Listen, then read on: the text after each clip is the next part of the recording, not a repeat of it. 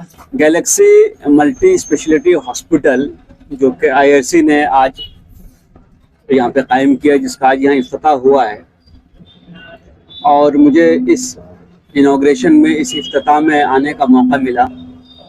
IRC के जो activities हैं उसको देखने का मौका मिला, इस हॉस्पिटल को देखने का मौका मिला, जिन इलाकों में आईआरसी काम कर रही है उन इलाकों में जाने का मौका मिला। तो इन तमाम चीज़ों को देख करके जो एक नाउमीदी की फिजा अक्सर जहन पे कायम होती है कि इस मुल्क में वो तबका जो बहुत ज़्यादा वेल ऑफ नहीं है, बहुत प्रिविलेज नहीं है, जो बहुत अच्छी किस्मत नहीं रखता है, क्या उसके लिए कोई होप है? क्या उसके लिए कोई उम्मीद है? क्या ऐसे लोगों का भी कोई सहारा या वाली है? ये सवाल अक्सर जहन में आते रहता था। और आज जब मैंने इन एक्टिविटीज़ को छत्रपति संभाजी नगर उर्फ औरंगाबाद या इस जगह पे आके देखा है, तो मुझे एक खुशी का एहसास हो रहा है, एक उम्मीद मेरे जहन में बन रही है। हमने पढ़ा था कि हल जज़ाउल एहसान इल्लल एहसान सूरह रहमान में, बेशक अच्छाई का बदला अच्छाई है। ये आखिरत के ताल्लुक से सही है ही, लेकिन मुझे लगता है कि दुनिया के ताल्लुक से भी ये बात कही जा सकती है। एक छोटे से सेटअप से खड़ा करके, वहाँ से शुरू करके आज इतने बड़े सेटअप तक पहुँचना, ये तन्हा आईआरसी का काम नहीं हो सकता है जब तक कि आपकी दुआएं, आपकी मेहनत, आपकी मोहब्बत और आपका ताउन इनको ना मिले। अपने लिए सब लोग जीते हैं, जीना भी चाहिए, लेकिन अपने से बाहर बियॉन्ड सेल्फ क्या हम देखते हैं, देख पाते हैं? कभी हमने दूसरे के लिए सोचा है? इस्लाम में ये कहा जाता है कि एहसान ये है कि आपके साथ जो कोई भलाई या खैरखाई करे, आप उससे बढ़कर भलाई या खैरखाई उसके साथ करें। वल अम्र बिल अदब वल एहसान व इता ज़िल कुर्बा, एहसान बुनियादी अखलाकियात, समाजी अखलाकियात जिसको हम कहते हैं, हमारे जो सोशल डिस्कोर्स है, जो सोशल आइडियल है, उसमें ये एक बहुत बड़ी चीज़ है। हम अच्छाई की तरफ बुलाने वाले लोग बने, दुनिया में मानी हुई अच्छाइयाँ, हम इंसाफ करें, जस्टिस करें, हम भलाई का रवैया रखें। ये भलाई का रवैया क्या है? ये भलाई का रवैया ये है कि लोग मेरे साथ जो भी करते हैं, हर हाल में मेरा रवैया उनके साथ खैरखाई का ही होगा, अच्छाई ही का होगा, उनके बेहतरी के लिए ही होगा। तो ये खैरखाई का रवैया ज़ाती ज़िंदगी में हो तो आप एक अच्छा ख़ानदान बना पाते हैं, समाज में हो तो एक अच्छा समाज बन पाता है, और इंसानियत के लिए हो जिसमें कोई तफरीक नहीं हो, मज़हब की, मिल्लत की, सेक्स की, जेंडर की, इलाके की, तहजीब की, ज़ुबान की। तो मुझे लगता है कि सच्ची खिदमत कौम की, मुल्क की और समाज की यही हो सकती है। आईआरसी ने जो काम आज यहाँ पे किया है और जिस ढंग से इन्होंने इस सर्विस को ओरिएंट किया है, मुझे लगता है कि एक मिसाल है। इससे हम सबको बहुत सीखने की ज़रूरत है। मैं पिछले साल जब अलीगढ़ एलुमनी एसोसिएशन के जो एनुअल इजलास है उसमें कीनोट स्पीच दे रहा था, तो मैंने एक सवाल उठाया था वहाँ पर कि सर सैयद ने अपनी तमाम उम्र एजुकेशन को कायम करने, उसको बढ़ाने, एक कॉलेज, एक यूनिवर्सिटी के तामीर और तश्कील में लगा दी। उनकी ज़िंदगी में सिर्फ कॉलेज बन पाया, यूनिवर्सिटी तो 1920 में बनी है। 1920 से लेकर 2023 तक लाखों लोग उस यूनिवर्सिटी से पढ़कर निकले हैं। उन लोगों ने जिन्होंने सर सैयद की इस कुर्बानी से फ़ायदा उठाया, खुद कितनी यूनिवर्सिटीज़ कायम की, खुद कितने कॉलेजेस कायम किए, खुद कितने स्कूल्स कायम किए, एजुकेशन के लिए उन्होंने क्या किया, ये सवाल मैंने उनके सामने रखा था। मुझे लगता है कि ये सवाल सिर्फ एक पैरामीटर है। एजुकेशन की जगह पे आप हेल्थ लेके आ जाइए, एजुकेशन की जगह पे आप स्किल डेवलपमेंट लेके आ जाइए, एजुकेशन की जगह पे समाज के जरिए आपको जो इज्जत मिलती है, जो शोहरत मिलती है, जो मर्तबा मिलता है, उसको लेके आ जाइए। ये सवाल हर जगह वैलिड है कि हमें इतना कुछ मिला हुआ है, हम जिंदगी में एक अच्छी जगह पे हैं, एक अच्छी जिंदगी जी रहे हैं, इतनी इज्जत, इतनी शोहरत, इतना प्यार, इतना सब कुछ हमको मिलता है, वापस क्या कर रहे हैं? और मेरा एक ही कहना होता है कि जब हम किसी बैंक से कोई कर्ज लेते हैं, हम सबसे पहले उसका इंटरेस्ट चुकाते हैं, फिर उसके प्रिंसिपल को चुकाते हैं। जो लोग इसको नहीं वापस कर पाते हैं, उनको डिफॉल्टर कहते हैं। डिफॉल्टर पे कानून के हिसाब से हम नोटिस निकालते हैं, उसकी प्रॉपर्टी जब्त करते हैं, उसके खिलाफ कार्रवाई करते हैं। समाज से इतना कुछ लेना भी एक कर्ज है, और अगर वो कर्ज हम नहीं उतार कर गए तो यहाँ नहीं तो कहीं ना कहीं हमारी पकड़ तो होने वाली है, और हमको यही सवाल पूछा जाएगा कि बेटा तुम डिफॉल्टर बन के आए हो या कर्ज वापस करके आए हो। हम कोशिश करें हम डिफॉल्टर ना बने, हमने जो कर्ज लिया है उसको वापस करके अपनी आंख को यहाँ से बंद करें, अपना ये सफर तमाम करें, ताकि हमारा आने वाला सफर जो है वो खुश आइंद हो, और हम अपनी कुंठाओं की गठरी जो अपने कंधों पर लादे फिरते रहते हैं, जो कर्ज का बोझ अपने कांधों पर उठाए फिरते हैं, वो बोझ हल्का हो, हम यहाँ से वो लेके जाएं जिसको कमाने के लिए हम आए हैं, यानी अच्छा किरदार, अच्छी सीरत, नेकी, खिदमत, अच्छाई, और हम उन तमाम जिम्मेदारियों को जो इंसान के नाते हम पर आयद होती है वो अदा करके जाएं, ताकि शर्मिंदगी से हम आखिरत में न उठें। तो बस मेरी यही गुजारिश है, और मैं दुआगो हूँ कि उन तमाम लोगों ने जो ये सिलसिला शुरू किया है उनको समाज से वो ताउन मिले, वो मदद मिले कि आज एक छोटा हॉस्पिटल है 8 बेड का, कल हो सकता है ये 800 बेड का हॉस्पिटल हो, कल हो सकता है एक मेडिकल कॉलेज हो, कल ये हो सकता है कि और कॉलेजेस इसके साथ हों, और तमाम चीज़ें एक ही बुनियादी वस्फ के साथ चलें कि हमें लोगों की खिदमत करनी है। अस्सलाम वालेकुम रहमतुल्लाहि व बरकातुहू। आज जो है IRC Galaxy multi speciality hospital का इनॉग्रेशन था।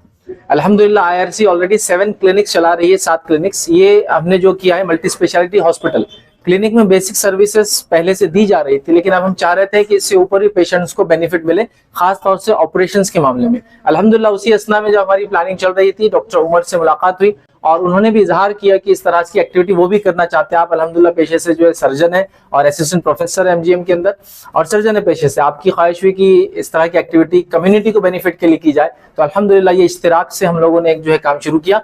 अब जहां हम 7 क्लिनिक्स में पेशेंट्स को बेसिक रिलीफ दे रहे थे, वहीं इंशाअल्लाह अजीज अब ऑपरेशंस वगैरह की शक्ल में भी अब काम इंशाअल्लाह अजीज शुरू होगा।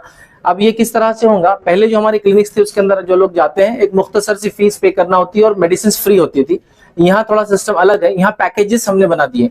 एक पेशेंट आएगा और आने के बाद से लेकर उसके डिस्चार्ज होने तक एक पैकेज है मुख्तलिफ ऑपरेशंस का। एक कॉमनली अगर कहूँ, जरूरी नहीं कि ऐसा ही हो, कॉमनली कहूँ तो 15,000 का हमने पैकेज बनाया है, जिसके अंदर मुख्तलिफ किस्म के तमाम ऑपरेशन तकरीबन हो जाएंगे। कुछ चीजें ऐसी है जिसके लिए इसको बढ़ जाएगा, ऑपरेशन मुख्तलिफ किस्म के तो कॉस्ट थोड़ी सी बढ़ेंगी, लेकिन ये पैकेज है। मतलब पेशेंट आके एडमिट होगा, ऑपरेशन पूरा होगा, और उसके बाद की जो दवाएं उसको 3 दिन 5 दिन 7 दिन लगती है वो भी इसमें इंक्लूड की जाएंगी। तो अल्हम्दुलिल्लाह जिस तरह से IRC ऑलरेडी चैरिटेबल वर्क कर रहा था, उसी किस्म का ये भी एक वर्क है। बस ये अब कोशिश है कि अपग्रेड फॉर्म है, ताकि लोगों को अब जो बुनियादी सहूलतें दे रहे थे अब उससे बढ़कर कुछ सहूलतें दी जाए। जिस तरीके से गवर्नमेंट की तरफ से जो योजनाएं मिलती है, ऑपरेशन हो, बड़ी बड़ी जो बीमारियां उसके लिए दी जाती है, आपके हॉस्पिटल में इस तरीके का रहेगा योजना का सिस्टम? देखिए अभी फिल वक्त तो हम लोगों के पास योजना का सिस्टम तो नहीं है, लेकिन अभी कोशिश की जाएगी वो पेशेंट्स, क्योंकि अभी ICU भी नहीं है हमारे पास, वो पेशेंट जिनको उस चीज की जरूरत है हम उनको दूसरे हॉस्पिटल में अपने तरफ से वो करेंगे, कोशिश ट्रांसफर करेंगे और वहां उनको ऑपरेट करेंगे। वो पेशेंट्स जो योजना में फिट होते हैं इंशाल्लाह उनका ऑपरेशन नहीं किया जाएगा, उनको योजना की तरफ गाइडेंस देकर हम लोग इंशाल्लाह पूरा काम कर देंगे। लेकिन अभी फिल वक्त हमारे पास हमारे हॉस्पिटल में उतनी सहूलतें नहीं है कि योजना की स्कीम हम चला सकें। अभी किस किस चीजों का ऑपरेशन आपके पास में होगा? जैसे कि अभी अक्सर ये होता है कि मुस्लिम लेडीज सोनोग्राफी के लिए बहुत ज्यादा डिस्टर्ब हो रही है, जैसे जहाँ जेंट्स करते हैं, तो आपके पास में उस तरीके की कोई योजना है, सिस्टम है आपके पास? देखिए फिल वक्त तो अभी हमारे पास जो है डॉक्टर हैं, और ऑपरेशंस के अंदर जिसको कहेंगे पेट से रिलेटेड बहुत सारे ऑपरेशंस मैं कहूंगा जो तकरीबन इसके अंदर होंगे। ऐसा समझ लीजिए गले से नीचे से लेकर जो है नाक के ऊपर तक के ऑपरेशन जो पेट से रिलेटेड है वगैरह यहाँ किए जाएंगे। रहा जो सवाल आया कि सोनोग्राफी वगैरह, तो अभी हमारे पास प्रोविजन सोनोग्राफी का नहीं है। अभी एक्सरे है, ECG है और पैथोलॉजी लैब है, लेकिन सोनोग्राफी का भी इंशाल्लाह करीब हम प्लान कर रहे हैं कि विदिन 6 मंथ ही आ जाए, ताकि मुस्लिम क्या किसी भी लेडी को अगर एक लेडी से करवाना है तो वो सहूलत इंशाल्लाह इसको दी जाएंगी। जी एड्रेस बता दीजिए। देखिए ये जो हॉस्पिटल है ये आप रोशन गेट से जब क्यालपुर की तरफ जाते हैं वहाँ ये है फातिमा फंक्शन हॉल के बाजू जो है ये हॉस्पिटल है हमारा। गूगल मैप पे भी IRC Galaxy multi speciality hospital डालेंगे तो आपको आसानी से मिल जाएगा। टाइमिंग वगैरह इसकी टाइमिंग सुबह 11 बजे से लेकर रात में जो है 10 बजे तक है। चैरिटेबल ट्रस्ट के हॉस्पिटल की ओपनिंग हुई है रोशन गेट जी, इलाके में, जी। क्या क्या फैसिलिटीज यहाँ लोगों के लिए मिलने वाली है? जी इंशाल्लाह यहाँ पे जनरल सर्जरी के जो भी प्रोसीजर्स होते हैं including lap appendix, including lap cholecystectomy, hernia surgeries, piles, fissure, इंशाल्लाह ये सब का ट्रीटमेंट इंशाल्लाह यहाँ पे IRC गैलेक्सी हॉस्पिटल पे इंशाल्लाह पब्लिक इसकी सर्विसेज ले सकती है इंशाल्लाह अल्हम्दुलिल्लाह। कितने बड़े बड़े ऑपरेशन यहाँ होंगे और क्या क्या है? देखिए यहाँ पे हमारे पास जो भी अनेस्थीसिया के ग्रेड्स होते हैं, A से ग्रेड्स 1 के पेशेंट्स, और अगर पेशेंट को ब्लड प्रेशर है, डायबिटीज है, अगर कंट्रोल में है तो वो पेशेंट जिनको ICU सेटअप की जरूरत नहीं है, ऐसे प्रोसीजर्स इंशाल्लाह यहाँ पे सेफली इंशाल्लाह हम कर सकते हैं। आपके हॉस्पिटल में सर क्या कोई योजना का इसमें योजना एक ट्रस्ट ये हॉस्पिटल को चला रहा है अल्हम्दुलिल्लाह, तो इंशाल्लाह यहाँ पे इतना मिनिमम चार्जेस पे, इतना मिनिमम जो कि पेशेंट को एकदम फ्रेंडली रहेंगे, एकदम कम से कम चार्जेस पे जो है सो हम प्रोसीजर्स इंशाल्लाह करने की कोशिश करेंगे इंशाल्लाह। कितने बेड का है? इंशाल्लाह हॉस्पिटल एक 12 बेडेड हॉस्पिटल है। बॉम्बे नर्सिंग एक्ट के हिसाब से इसका जो परमिशन है 12 बेडेड का परमिशन लिया हुआ है अल्हम्दुलिल्लाह। तो कितने डॉक्टर्स की टीम यहाँ पे? अभी देखिए यहाँ पे एक मैं हूँ जनरल सर्जन अल्हम्दुलिल्लाह, हमारी वाइफ है जो MD पैथोलॉजी है, तो पैथोलॉजिकल सर्विसेज भी इंशाल्लाह पेशेंट उसका भी फायदा ले सकते हैं इंशाल्लाह। फिलहाल हम 2 लोग हैं अल्हम्दुलिल्लाह। शेयरिंग के लिए आप क्या मैसेज देंगे? मैं ये कहना चाहूँगा कि पेशेंट से बड़े हॉस्पिटल्स में जाके काफ़ी परेशान हो जाते हैं कि ये टेस्ट के लिए इधर जाओ उधर जाओ, बहुत सारी चीज़ें रहती है और पेशेंट्स डरते फिर जाने के लिए। लेकिन इंशाल्लाह यहाँ पे अंडर वन रूफ आपको चेस्ट एक्सरे हो गया, ECG हो गया, ब्लड टेस्ट हो गए, पूरा एनेस्थीसिया फिटनेस इंशाल्लाह हो जाएगा। उसके बाद जो ऑपरेटिव इंटरवेंशन है इंशाल्लाह वो भी अच्छे से इंशाल्लाह हो जाएगा। तो टाइमिंग हॉस्पिटल 24/7 रहेगा। अगर कोई इमरजेंसी जैसे अपेंडिसेक्टोमी ज्यादा करके परफोरेटेड अपेंडिक्स है, ऑब्स्ट्रक्टेड हर्निया है या ऐसा कुछ एब्सेस है जो कि इमरजेंसी है, तो इंशाल्लाह उनको इमरजेंसी सर्विसेज भी पेशेंट को हम देंगे इंशाल्लाह। सर आजकल सस्ती और महंगी दवा का एक रिवाज चल पड़ा है। जी जी जी उसके बारे में जी जी जेनरिक मेडिसिन और ब्रांडेड मेडिसिन में काफी डिफरेंस होता है और हम लोग मैं एज अ डॉक्टर सर्जन कभी भी जेनरिक मेडिसिन प्रमोट नहीं करता हूँ, क्योंकि मैं अक्सर हॉस्पिटल्स में देख रहा हूँ कि पेशेंट्स बहुत टाइम से ट्रीटमेंट ले रहे हैं और जो है सो एकदम से उनका क्रिएटिनिन रेज हो रहा है, समझ में नहीं आ रहा है क्या रीजन है। तो ऐसी क्रॉस रेट्रो स्टडी के तो रियलाइज हो रहा है कि पेशेंट काफी टाइम से जेनरिक मेडिसिन यूज कर रहा है। तो थोड़ा जेनरिक मेडिसिन अगर पेशेंट को एंटीबायोटिक का कंसंट्रेशन ज्यादा नहीं चाहिए, थोड़ा माइनर इन्फेक्शन है तो ठीक है चल जाता है, कोई मसला नहीं। लेकिन अगर सीवियर इन्फेक्शन है कुछ है तो जेनरिक मेडिसिन हमेशा अवॉइड करना चाहिए और अच्छा थोड़ा ब्रांडेड मेडिसिन यूज कर सकते हैं इंशाल्लाह इसमें। सर आज हमारे समाज में देखते हैं कई सामाजिक तंजीमें जो तो गरीबों को इलाज कराने के लिए आगे बढ़ना चाहिए, लेकिन कोई इदारे हॉस्पिटल नजर नहीं आते। जी। कुछ अपील करेंगे कि हम नहीं आप देखिए इसमें जितने भी बड़े हॉस्पिटल्स है वो लोग भी जो है सो अपने अपने लेवल पे पुअर पेशेंट की हेल्प करते हैं। बहुत सारे हॉस्पिटल्स में पेशेंट के पूरे चार्जेस कम कर देते हैं। काफी अपने जो मुस्लिम्स ओनरशिप हॉस्पिटल्स वाले वो लोग भी ये स्टेप करते हैं। अब वो दिख के नहीं आता है, ऐसा है। अब यहाँ पे अब मैं अगर IRC के साथ मिलकर कर रहा हूँ तो शायद मे भी सोशल मीडिया की वजह से ये बात दिख के आएगी, बट दूसरे मेरे जो कलीग्स है, मेरे सीनियर्स है, वो भी माशाल्लाह उम्मत के काफी दर्द रखते हैं और इसमें वो लोग भी काफी जो है सो रीजनेबल रेट्स बोलिए या कम चार्जेस कर देते हैं। बहुत सारे पेशेंट फ्री भी कर देते हैं माशाल्लाह। तो ये कर रहे हैं हमारे माशाल्लाह मुस्लिम डॉक्टर्स ये चीज कर रहे हैं। मेरा सवाल ये था, जो समाज तंजीमें जो चाहती है कि हम गरीबों का इलाज करें तो आपसे किस तरह जुड़े ताकि उनकी भी मदद आपके काम आ जाए और गरीबों को फायदा हो जाए। उनके लिए तो मैसेज कि आप तो काम कर रहे हैं। जी जी कुछ जी लोग ऐसे हैं कि वो भी चाहते हैं। अच्छा जो नॉन मेडिको है जो ये से जुड़ना चाहते हैं, जी जी, तो वो लोग ये एक चीज ये कर सकते हैं कि ये हॉस्पिटल के बारे में अवेयरनेस फैलाए पब्लिक में, अपने व्हाट्सएप स्टेटस पे इसके बारे में रखे ताकि आम पब्लिक तक ये बात पहुंच जाए कि ऐसे ऐसे सर्विसेज चालू है। तो ये एक छोटी सी हेल्प रहेंगी उनकी, तो ये एक हेल्प वो कर सकते हैं। बाकी आईआरसी का जो डोनेशन का स्कीम है वो तो हर जगह सोशल मीडिया पे है, तो आप उस पे भी जाके जो है सो हेल्प कर सकते हैं, डोनेट कर सकते हैं, ताकि वो पैसा फिर यहाँ पे यूटिलाइज हो सके। सर एक आखिरी सवाल ये मान लीजिए कि अल्लाह ना करे कोई पेशेंट बड़ी बीमारी में शामिल हो जी। और आपको लगता है कि ये इलाज अब हमारे हॉस्पिटल की बात नहीं है, जी, बड़े जी। हॉस्पिटल भी जाना पड़ेगा, जी। तो उसके लिए कैसे इसके बाद है, क्या इंतजाम है उसके जी, लिए, जी। उसको जवाब की तरफ। जी देखिए, इसमें कैसा है, सर्जिकल रिलेटेड अगर पेशेंट है तो I am also working as assistant professor in MGM Aurangabad, and MGM also is a very big charitable hospital, और वहाँ पे भी सर्जरीज जो है सो मिनिमम नहीं के बराबर चार्जेस में होते हैं। तो ऐसे पेशेंट्स को हम जो है सो वहाँ पे ले जाके वहाँ पे जो है सो हमारे सीनियर के साथ मिलके वो पेशेंट का जो भी सोल्यूशन है, ऑपरेटिव लग रहा है या जो भी उनको जरूरत है, वो सब डिस्कस करके हम कर सकते हैं इंशाल्लाह। एम्बुलेंस की आपके पास सुविधा है? एम्बुलेंस की सुविधा अभी फिलहाल नहीं है, लेकिन इंशाल्लाह जल्द से जल्द हम उसकी फैसिलिटी की कोशिश कर देंगे इंशाल्लाह। हॉस्पिटल का डिटेल्स, एड्रेस वगैरह? हॉस्पिटल लोकेटेड है रोशन गेट से, आप जैसे बाहर निकलते जो राम मंदिर की तरफ रोड जा रहा है, किरारपुरे की तरफ जो रोड जा रहा है, और राइट हैंड साइड पे फातिमा फंक्शन हॉल के जस्ट बाजू में हॉस्पिटल लोकेटेड है अल्हम्दुलिल्लाह। हॉस्पिटल का नाम? IRC गैलेक्सी मल्टी स्पेशलिटी तो हॉस्पिटल। मोबाइल नंबर कोई आपको दोबारा को देना चाहिए, मिलना चाहिए मोबाइल डबल अपना क्या नंबर? 9112911292। मैं समझता हूँ कि नशा एक ऐसी लानत है जो सिर्फ औरंगाबाद में नहीं बल्कि हर बड़े शहर में, बड़े क्या अब तो छोटे शहरों तक फैल रहा है, और इसकी कुछ बुनियादी वजह हैं। एक तो बच्चों की तरबियत पे हमारा ध्यान नहीं होना। हम सब काम करते हैं, काम के हवाले से बाहर रहते हैं, माँ बाप दोनों काम कर रहे हैं, बच्चों पे तवज्जो कम होती है, और जब तवज्जो होती है तो पैसों की सूरत में हो जाती है और एक बहुत ज़्यादा आज़ादी की सूरत में होती है। तो आपके अपने बच्चों पे तवज्जो नहीं होने की वजह से उसके अंदर जो एक तन्हाई है, उसके अंदर जो एक नॉन बिलोंगिंग का एहसास है, वो फिर एक ऐसे पीयर ग्रुप से, ऐसे दोस्तों के सोबत में पूरी होती है जिनकी कोई संगत अच्छी नहीं है। आज over the top, over the counter की जो चीज़ें हैं वो नशे के तौर पे इस्तेमाल होती हैं, फिर उससे आगे जाकर ड्रग्स और बाकी चीज़ें इस्तेमाल होती हैं। तो मुझे लगता है कि इसमें बहुत बड़ी ज़रूरत तो खुद ख़ानदान की है। इसके अलावा इसमें काउंसलिंग की ज़रूरत है। ये कोई एक मर्ज़ है, और मर्ज़ का जैसे इलाज होता है वैसे इसका इलाज है। आप काउंसलिंग कीजिए, मोहब्बत कीजिए, डी एडिक्शन की कोशिश कीजिए। मुझे लगता है कि डिपार्टमेंट के तौर पे हम लोग कोशिश ये करते हैं कि ओवर द काउंटर जो चीज़ें होती हैं वो चीज़ें जो रूल है रूल के हिसाब से मिलें, लेकिन समाज में नशे की चीज़ें फरोख्त करने वाले और नशा खरीदने वाले, इनकी एक कसीर तादाद होती जा रही है। तो समाज को अपने तौर पे एक बेहतरी का रवैया इख्तियार करना ज़रूरी है।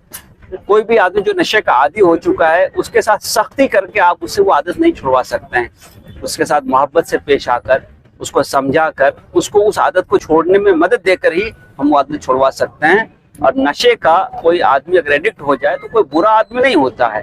हो सकता है उसके मसाइल ऐसे हों, उसके हालात ऐसे हों जिसकी वजह से उसको एक सपोर्ट के तौर पे उस चीज़ को भूलने के लिए उस जगह पे जा रहा हो।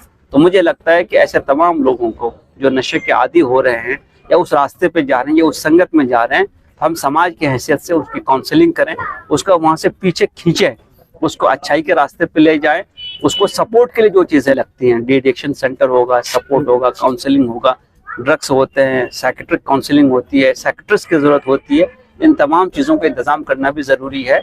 मैं समझता हूँ कि नशे के लिए हमको एक बड़ा कॉम्प्रिहेंसिव तरीका अपनाना है उसको रोकने के लिए। DCP साहब हमारे साथ हैं और भी वहाँ के ऑफिशियल से हमारी बात होती है। हमें उन तक एक अच्छा कनेक्ट रखना चाहिए, उनको रिपोर्ट करना चाहिए।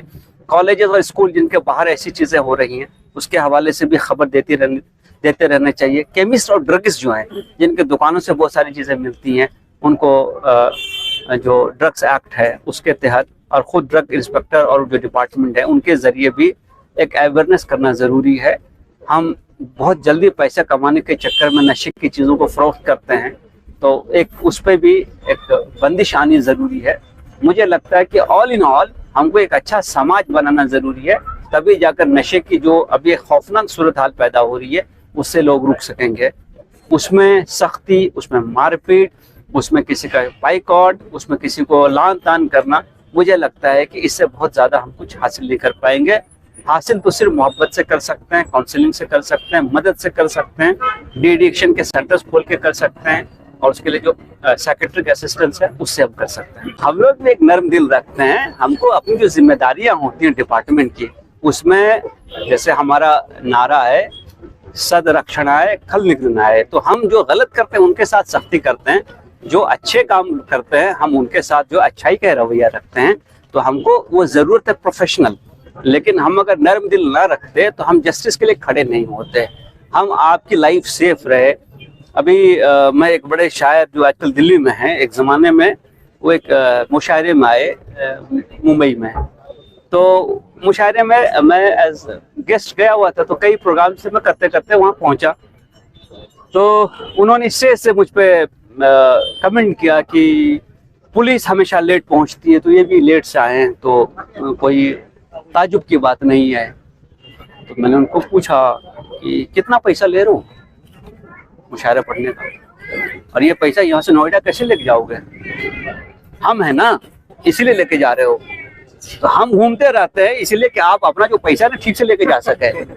तो ये लेट वेट नहीं होता है। हम ये इंश्योर करते हैं कि आप चल रहे हैं, आपकी फैमिली के लोग, जो आपकी बेटियां बहुएं हैं, आपकी बीवियां हैं, वो जब बाजार में निकलती हैं तो उनके सब वो सेफ रहें, आप सेफ रहें। समाज जो है अपना मामूल का काम करता रहे। जो चीज़ मामूल की होती है वो मामूली नहीं होती है, उसके पीछे बड़ी जाफिशानी करनी पड़ती है, बड़ी मेहनत करनी पड़ती है। आप देखिए हम लोग वाहिद लोग जो रात में घूमते रहते हैं, रात में या तो दीवाने घूमते हैं या पुलिस घूमती है। तो हम क्यों घूमते हैं रात में? ताकि आप किसी बस स्टैंड पे उतरे, रेलवे स्टेशन पे उतरे, तो आप सीधा अपना घर जा सके, बैठ करके सुबह का इंतजार ना करें। तो ये जो इम्प्रेशन है कुछ लोगों ने बना दिया है, ये ऐसा नहीं है।